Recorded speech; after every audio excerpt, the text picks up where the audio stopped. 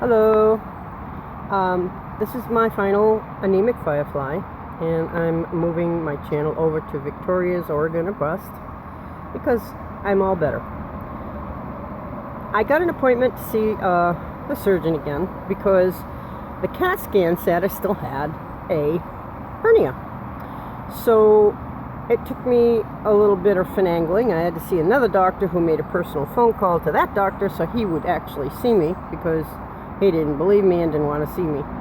So I kind of forced everybody's hand because the person that read the CAT scan said there's still hiatal hernia there. So not knowing how to read a CAT scan, I took his word for it. Even though I looked at it, I didn't know what to look at. So, I mean, it all looks kind of weird when you're looking at your innards from a different angle.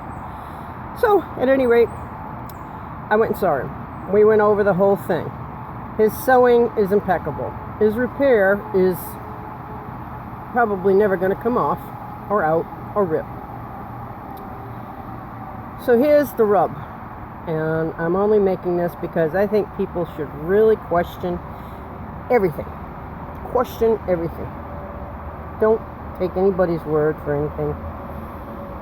Validate everything that needs validating, because the guy was wrong. The reader of the CAT scan was wrong. So what if you had a doctor that wasn't as astute and smart as the one I had? He says, okay, and so you go in for second surgery that you don't need. That's scary. And the fact that I had to bother two doctors because one person who read my CAT scan read it wrong is very disturbing to me. What else are people having CAT scans and MRIs for that are being read wrong? And how does something like that happen? And is there, I mean, he got his butt reamed by the surgeon, which is good, but I'm just really like, really? How the heck do people do shit like that and get away with it? At any rate, what happened was I had, when he removed my stomach from my lungs and my heart, and he shoved it back where it belonged, it created a vacuum, and nothing likes a vacuum in the world. So that vacuum got filled with peritoneal fluid, which floats around between your internal organs, and it kind of crushed the weakened esophagus down right by where the esophagus and the stomach meet, and it made sort of like a little hourglass. He said it was kind of like having bariatric surgery in your esophagus instead of your stomach. I said, okay, I can live with that.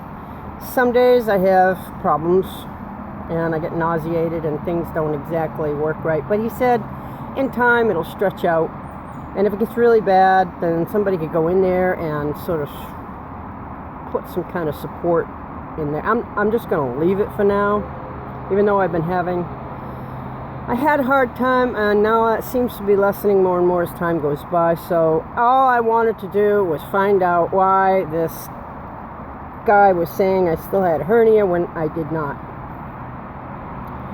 So this is me.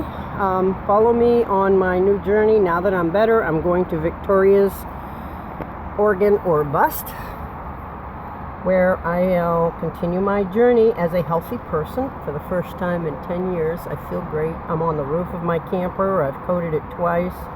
I'm doing repairs to the inside of my vent. I'm going to put a new one in. And so I'm rocking and rolling. I wish all of you well. I hope that any and all people who look at these videos, they'll stay up forever for anybody to follow my red trail to my own health, is question everything. Don't let anybody do something that you don't feel like is right, or your gut feeling says don't do it. Question these people.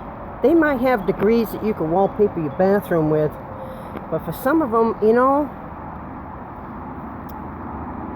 they either slept through or partied through some of their education. You can't really be putting all of your eggs in their baskets. You have to double question. You have to read. You have to research. This is your body. This is your temple. And if you don't question everything, and I mean not just doctors.